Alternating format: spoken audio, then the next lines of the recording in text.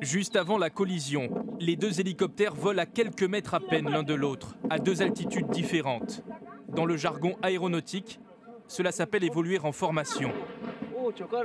Alors quelles sont les règles de vol d'une telle manœuvre? Cet ancien pilote, aujourd'hui expert auprès des tribunaux, évoque l'importance du travail de préparation en amont. Le vol en formation est un vol qui est extrêmement dangereux. Les pilotes doivent être entraînés pour cela. Et est-ce que le briefing a été fait en fonction de cela? Est-ce que la phraseologie radio a été bien définie au départ? C'est quelque chose qu'il faudra regarder. Comprenez, est-ce que les pilotes ont suffisamment communiqué entre eux? Car un hélicoptère n'est pas équipé de radar de détection.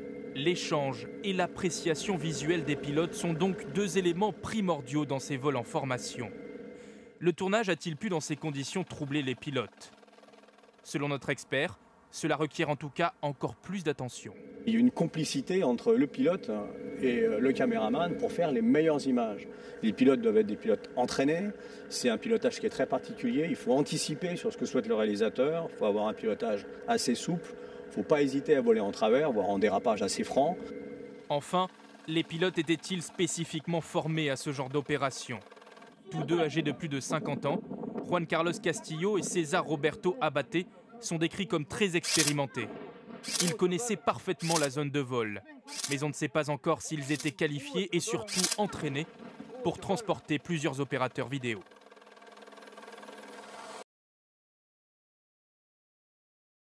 Cette vidéo de l'accident dure exactement 20 secondes. Des images que les enquêteurs vont étudier plan par plan. Nous avons demandé à deux pilotes, des spécialistes de l'aéronautique, de nous livrer leur analyse. C'est trompeur sur la vidéo, mais celui-là est devant celui-là. Celui-là est en arrière-plan. Le leader, c'est celui-là qui est plus haut que celui-là. Les appareils volent à 100 mètres d'altitude, à 40 ou 60 mètres de distance l'un de l'autre. Jusque-là, rien d'anormal. Quelques secondes plus tard, ils survolent de très près des arbres et à l'image ces oiseaux qui s'envolent dans le sens opposé, effrayés par le bruit. Lorsque les hélicoptères réapparaissent à l'image, ils ne sont plus qu'à quelques mètres l'un de l'autre.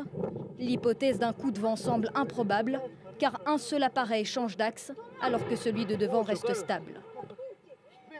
Il a voulu se rapprocher de l'appareil, soit pour se mettre à côté, soit pour le filmer, soit pour voler proche de lui.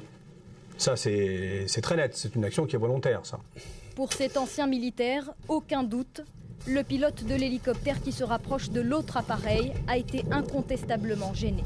Celui qui était à gauche s'est déplacé peut-être trop vite, il n'a pas analysé tous les éléments et peut-être qu'il a été gêné par le soleil ou autre, ou peut-être à l'intérieur de la cabine, il y a peut-être eu quelque chose et il a perdu le visuel de l'autre appareil. Autre explication possible, le souffle de l'hélicoptère. Un peu comme un bateau qui avance dans la mer, ça laisse un sillage, on le voit. Eh ben, un hélicoptère ou un avion, encore plus un hélicoptère, quand ça vole dans l'air, ça laisse un sillage derrière. Donc ce sillage peut modifier l'écoulement autour des pales du rotor de l'hélicoptère qui arrive derrière. Le pilote essaie-t-il de corriger sa trajectoire? Sur ces images, on voit la queue de l'appareil qui vient alors percuter le second hélicoptère, provoquant la chute fatale.